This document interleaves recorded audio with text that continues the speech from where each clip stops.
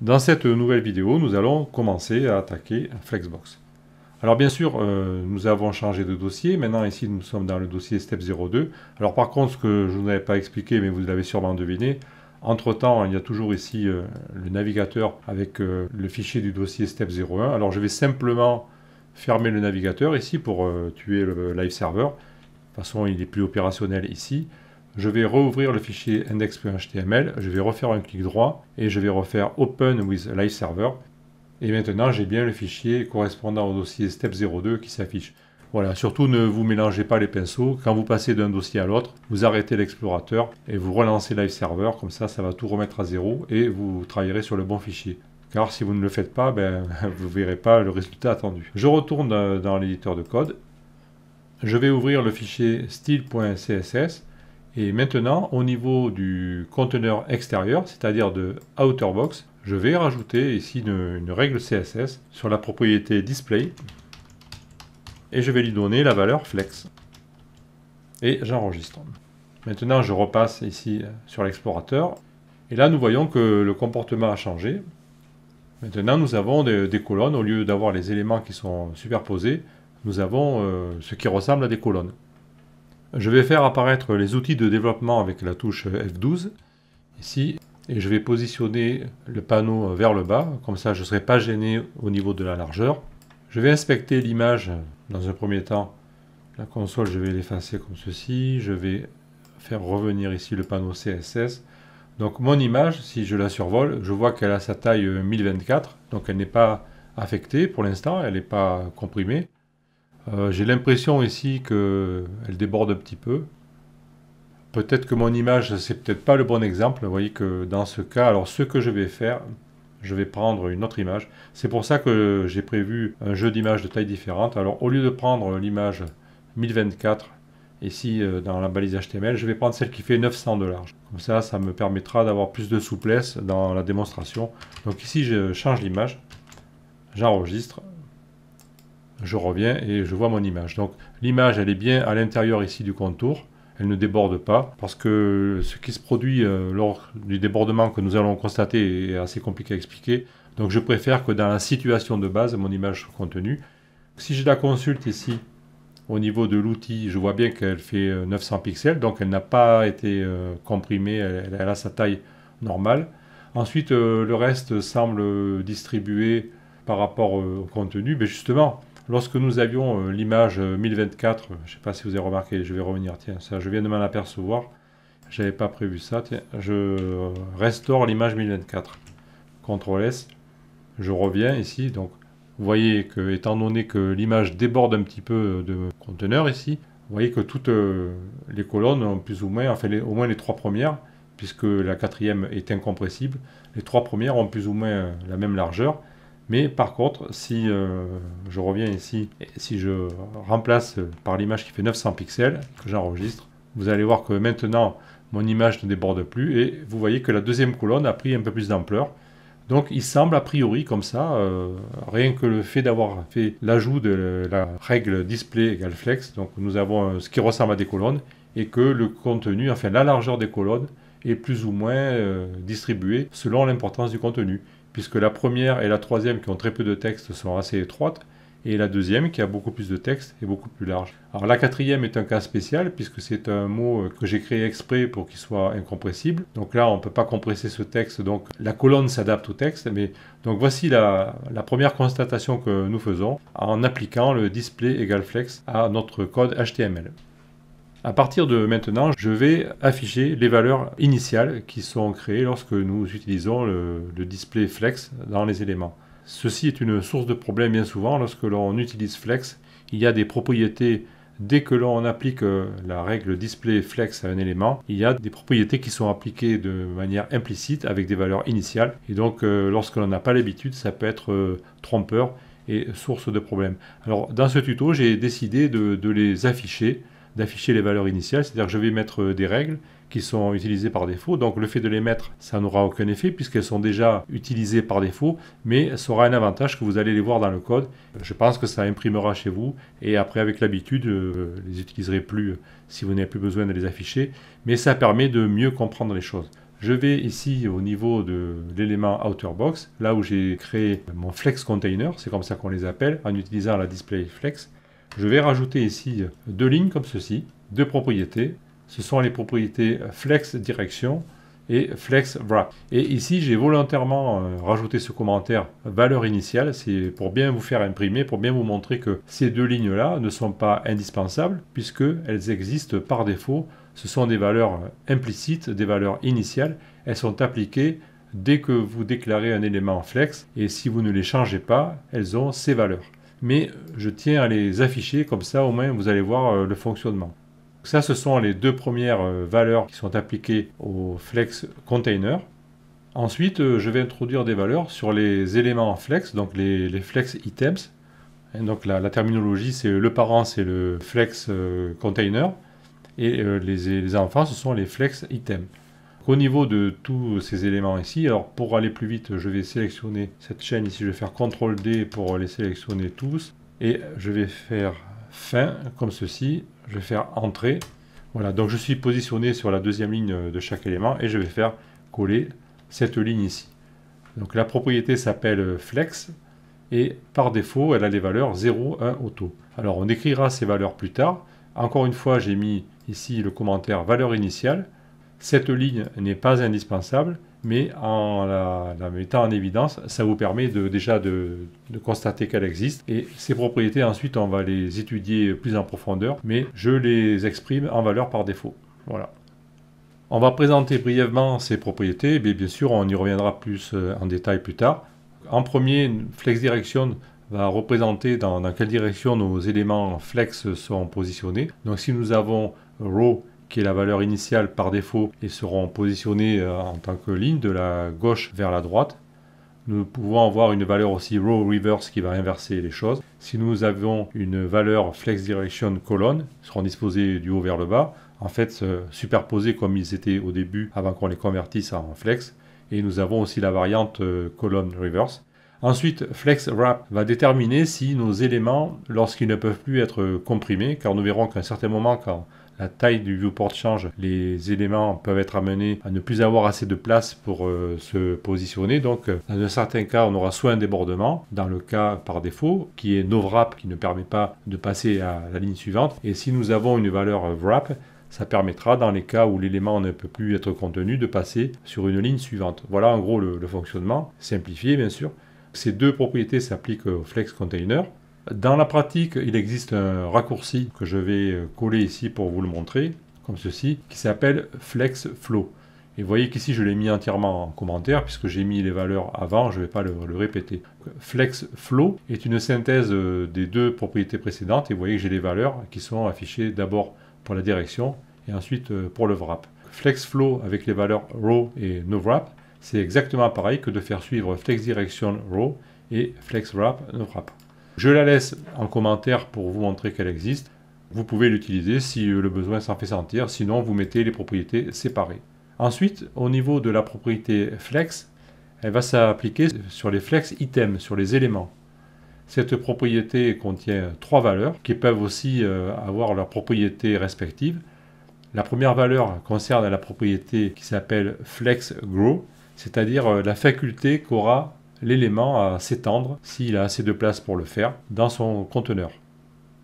La deuxième valeur concerne la propriété Flex Shrink, c'est-à-dire que là, on va s'interroger sur la faculté qu'a l'élément à se comprimer lorsque le conteneur se rétrécit et qu'il n'y a pas la place pour afficher son contenu librement. Par défaut, cette valeur est 1, c'est-à-dire qu'on lui donne la possibilité de se comprimer. Et j'ai oublié de vous dire que par défaut, au niveau de Flex Grow, la valeur était de 0. Donc par défaut, on ne lui donne pas la possibilité de s'étendre. La troisième valeur concerne la propriété qui s'appelle Flex Basis, c'est-à-dire que c'est une valeur qu'on va donner à notre élément. En fait, c'est un souhait, j'insiste bien sur ce mot, c'est comme un vœu. On propose une valeur pour notre élément et en fonction du contexte, si les conditions sont réunies, il adoptera cette valeur. Sinon, il aura une autre valeur en fonction de tous les paramètres qui interagissent ensemble. C'est pour ça que Vraiment, ce tuto est basé sur la compréhension globale de Flexbox afin que vous puissiez l'utiliser ensuite à votre sauce. Et encore une fois, je vous rappelle que là, il n'y a que l'expérience qui pourra vous faire progresser parce que toutes ces propriétés qui s'imbriquent entre elles, on ne peut vraiment comprendre leur interaction que en les manipulant, en faisant des exemples, etc. Donc voici pour la présentation basique de ces trois propriétés. Pour mieux vous faire comprendre le fonctionnement par défaut, je vais temporairement modifier le code HTML de la page, vous allez voir, parce que là j'imagine bien que vous êtes en train de vous dire mais qu'est-ce qu'il raconte.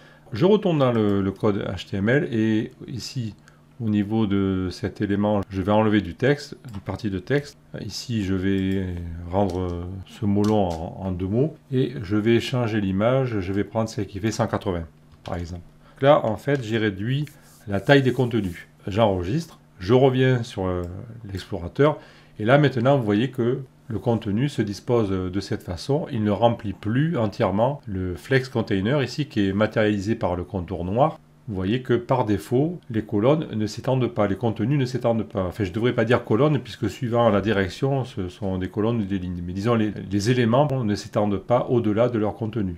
Et ça c'est l'effet ici de la propriété flex en tant que valeur 0 ici, pour la première valeur, qui représente la faculté à s'étendre. Donc par défaut, les éléments ne peuvent pas s'étendre si ils ont assez de place pour leur contenu.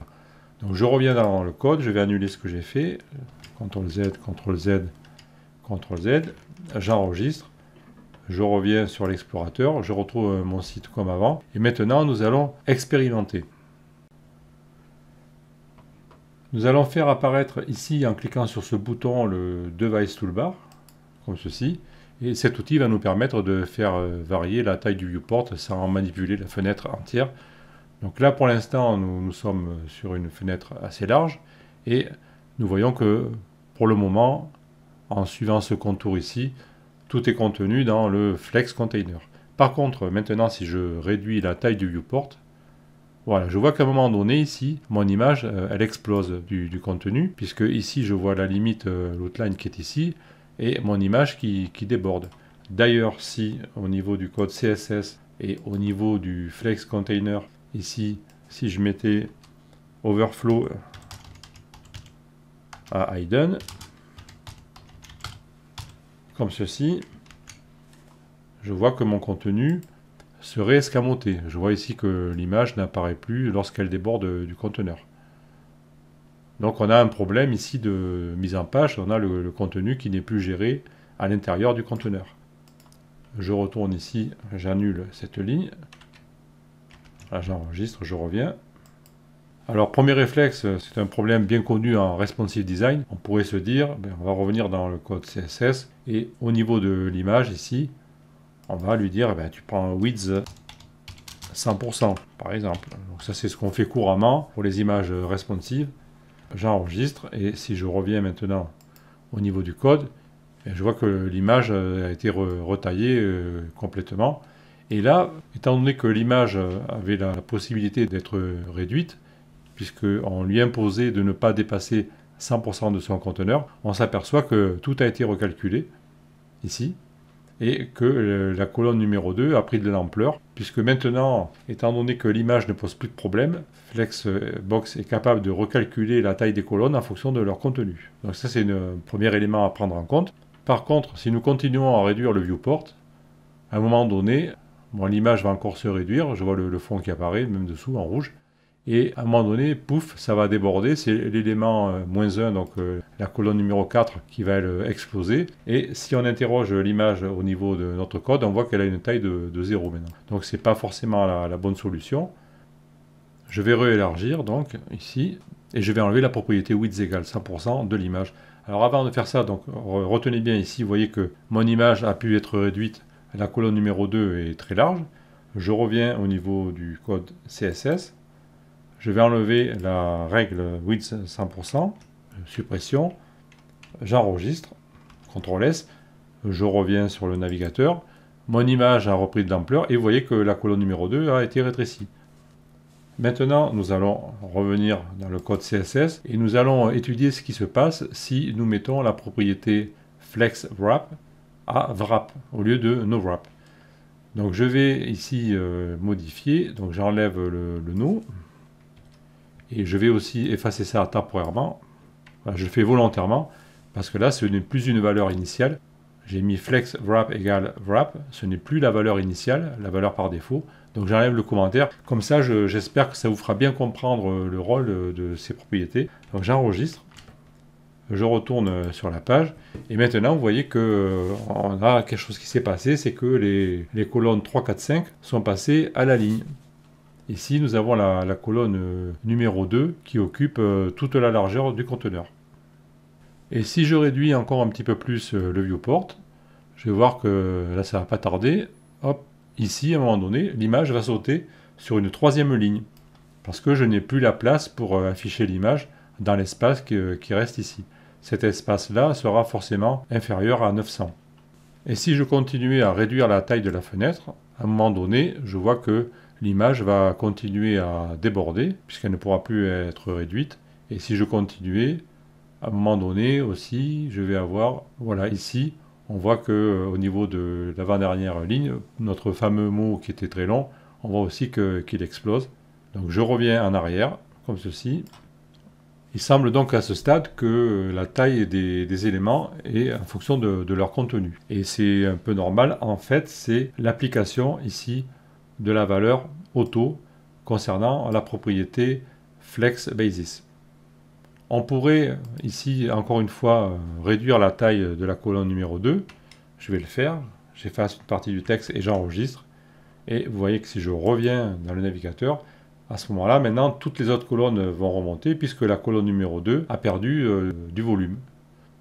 Je reviens dans le code HTML, je vais annuler la suppression de mes caractères, enregistrer, revenir comme j'étais avant.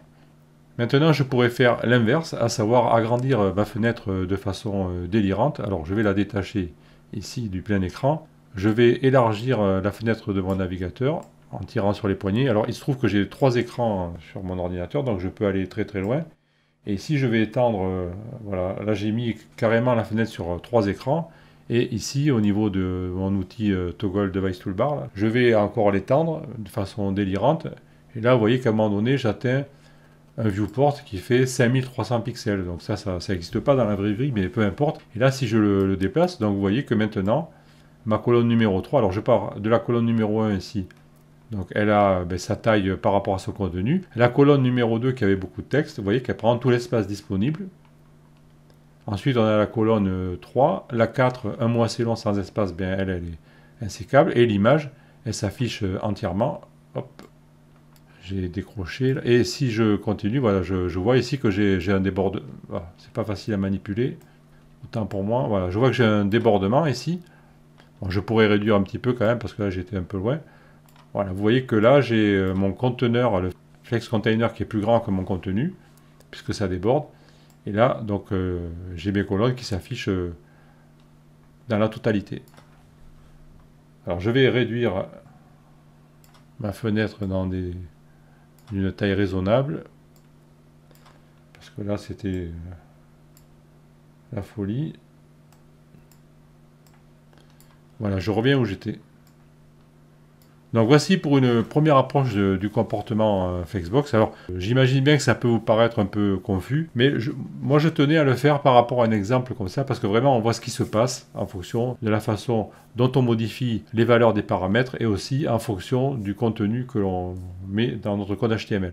Alors nous allons arrêter cette vidéo pour passer à la suivante, parce que je vois que le temps passe. Ici je vais fermer ce navigateur. Je vais vérifier que tout est enregistré. Je vais fermer ces deux fichiers. Donc là, j'étais dans Step 02. Je vais revenir dans l'explorateur de fichiers. Je vais dupliquer le dossier Step 02. CTRL-C, CTRL-V. Je vais le renommer Step 03. Voilà. Je vais revenir dans Visual Studio Code. Mon dossier est ici. Je vais ouvrir le fichier index.html. Donc j'ai fermé le navigateur tout à l'heure, je vais le rouvrir avec Open with Live Server. Voilà, comme ceci. Et maintenant, je suis prêt pour démarrer la prochaine vidéo avec vous. Voilà, donc désolé si cette vidéo était un peu longue et un peu abstraite, mais nous allons continuer à explorer les paramètres et je pense que ça va se clarifier petit à petit. A tout de suite dans la vidéo suivante.